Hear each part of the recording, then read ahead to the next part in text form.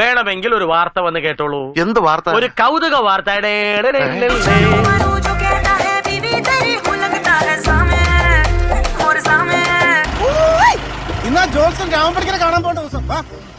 മന്ത്രവാദി മന്ത്രവാദി. നമുക്ക് ഈ സാമൂഹ്യത്തിന് ഉദാഹരണം എടുക്കാം. എന്റെ നമ്പരായി എനിക്കുള്ളത് മേടിച്ചിട്ട് വരാം. ഇവനെ ഞാൻ എവിടെയോ കണ്ടിട്ടുണ്ട്. എവിടെ എവിടെ? ഈ അടുത്തെപ്പോഴാണ്. എന്തൊരു ചേർച്ച! ഒരമ്മ പെറ്റ ആളിയന്മാരാണെന്നേ പറയൂ. സാധാരണയായിട്ട് നമ്മളൊരു വിഷയമായിട്ട് ഇവർ അപ്രോച്ച് ചെയ്യാണ്. പേടിപ്പിക്കണോ? ആണെന്ന് കൂട്ടിക്കോ. കടുക് വരച്ച മോത്തൊഴിക്കും. ഇവർ പറയുന്നത് നിങ്ങളുടെ ശരീരത്തിൽ ഒരു ബാധയുണ്ട്, സമർത്ഥിക്കുവാണ്. അതൊക്കെ എന്നെ കൊണ്ട് ശക്തി പറയിപ്പിക്കുന്നോപ്പാ. അങ്ങനെയാണെങ്കിൽ ശക്തിമാൻ കുറച്ച് ശക്തി കുറച്ചാൽ നന്നായി. ഞാൻ ഒറ്റ ചോദ്യം ചോദിക്കുകയാണ്, നിങ്ങൾ ഒരൊറ്റ പൂജയ്ക്ക് എത്ര രൂപ മേടിക്കും? ഒരു 50,000 എനിക്കറിഞ്ഞൂടാ. ഒരു പാവപ്പെട്ട നിർധനനായിട്ടുള്ള ഒരു കുടുംബത്തിൽ എത്ര രൂപ മേടിക്കും? പണം നാം കൈകൊണ്ട് തൊടാറില്ല, എന്നാലും ദക്ഷിണയല്ലേ വാങ്ങിച്ചോളൂ തിരുമേനി. ഞാൻ ഒരു പൈസയും ഇല്ലാതെ എന്റെ അടുത്ത് ആൾക്കാർ വരുന്നുണ്ട്. ആൾക്കാരുടെ മുമ്പിൽ വെച്ച് അടിയൻ സ്വാമി എന്നൊക്കെ ഞാൻ പറയും. അത് താനൊരു താപ്പാക്കരുത്. ഈ ബിസിനസ്സിൽ 40% എനിക്കും 60% ലാഭം തനിക്കുവാ. അതൊരിക്കലും അംഗീകരിക്കത്തില്ല. പറയുന്ന കേക്ക് പങ്കപ്പാടിന്റെ പാരമ്യത്തിലാണെങ്കിലും ഇതിലൊന്നും വലിയ വിശ്വാസം ഇല്ലല്ലേ. അന്ധവിശ്വാസികളെ ചെതറിക്കുന്ന ഞങ്ങളുടെ പഴയ നിയമത്തിൽ. ഒരു പൂജ നടത്തുമ്പോഴത്തേക്ക് അതിന്റെ സാധനങ്ങള് മേടിക്കാൻ എന്റെ അപ്പൂപ്പനല്ല അവിടെ കട നടത്തുന്നത്. സ്വാമിയുടെ പക്ഷത്ത് ഞാൻ ഒരു ചോദ്യം ചോദിക്കട്ടെ. ഇതൊക്കെ കാണിച്ച് യൂട്യൂബിൽ നിന്ന് താങ്കൾക്ക് എത്ര പൈസ കിട്ടുന്നുണ്ട്? എന്തൊരു ചെളിയാടോ ചെളിവാരികൾ തെറിപ്പിക്കുവോ? എന്റെ വീഡിയോ വന്ന് എടുത്തപ്പോഴത്തേക്ക് ഞാൻ പറഞ്ഞിരുന്നു, എന്താണ് സുബൈറെ മുക്രിയോ ഒന്ന് വന്ന് മൈക്ക് മേടിച്ചു തരും. ചരടില്ലാത്ത കളസിട്ട് നിൽക്കുന്ന പോലത്തെ അവസ്ഥയാണ്. ഈ ആദ്യം എങ്ങനെ സ്വാമിജി വളച്ചെടുത്ത ഇദ്ദേഹം?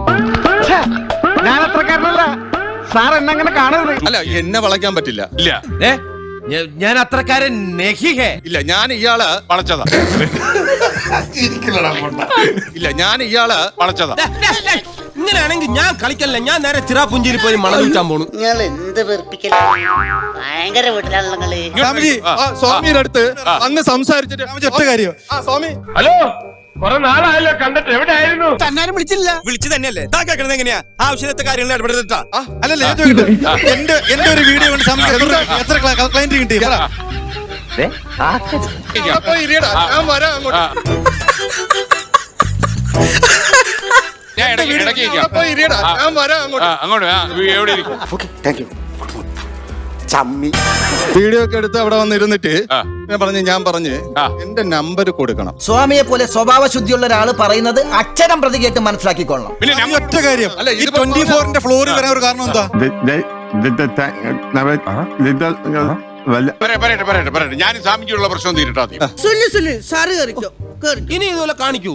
ബിനോയിയുടെ ക്യാമറ വിളിച്ചിട്ട് പറഞ്ഞു ഒരാള് എന്നെ വിളിച്ചിരുന്നു. ഞാൻ ചോദിച്ചു എന്തിനാണ്? അത് സ്വാമിയുടെ അടുത്ത് വരാൻ. വെറുതെ ഞാൻ ചോദിച്ചു എന്റെ നമ്പർ കൊടുക്കാനല്ലേ പറഞ്ഞത്, നിങ്ങളുടെ നമ്പർ എന്തിനാ കൊടുത്തത്? നിനക്ക് പൂജ ചെയ്ത് കിട്ടുന്നതില് 50-50. പൂജ ചെയ്യണത് ഞാനല്ലേ, പക്ഷെ പൂജ പിടിക്കണം ഞാനല്ലേ. അത് സ്വാമി, അത് എന്നെ വിളിച്ചിട്ട് ഇത് ചെയ്യുമ്പോഴത്തേക്ക് കൺസൾട്ട് ചെയ്യുമ്പോഴത്തേക്ക് എനിക്കതിൽ 500 രൂപ കിട്ടും. ഈ പരിപാടിയിലേക്കുള്ള സംഭാവനയായിട്ട് ഒരു 500 രൂപ ഞാൻ എഴുതിയിട്ടുണ്ട്. ആശ ക്യാമ്പയിനെ മേടിച്ചോളാം. അവിടുത്തെ കച്ചവടം തുടങ്ങി. കാലണക്ക് പ്രയോജനമുള്ള ജോലി എന്തെങ്കിലും ചെയ്യടാ. പുള്ളിയുടെ മെയിൻ ക്യാമറമാനാണ്. 500 രൂപ. ഞാൻ ചോദിച്ചു അതെന്തിനാ എന്നെ വിറ്റ കാശാക്കുന്നത്? അല്ല, ഞാൻ 5 പൈസ അല്ല ചോദിച്ചത്, 500 രൂപയാ. എന്നെ വിറ്റ് കാശുണ്ടാക്കാൻ വിചാരിച്ച ആൾക്കാരാണ് ഈ ഇരുന്ന് വലിയ ഗമയിൽ ഇവിടെ ഇരുന്ന് പറയുന്നത്. ഒരുമാതിരി കണ്ണി ചോരലെ വർത്താനം പറയടേ. കഷ്ടപ്പാട് എനിക്കുണ്ട്.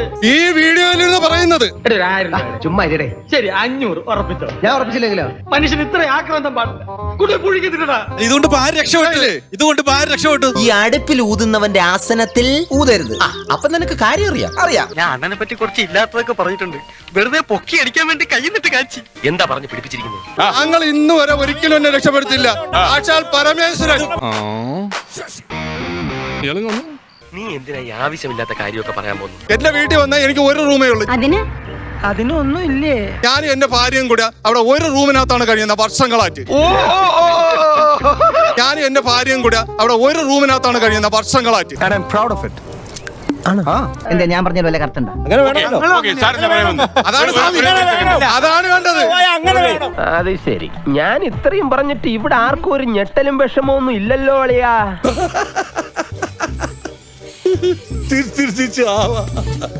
This program is sponsored by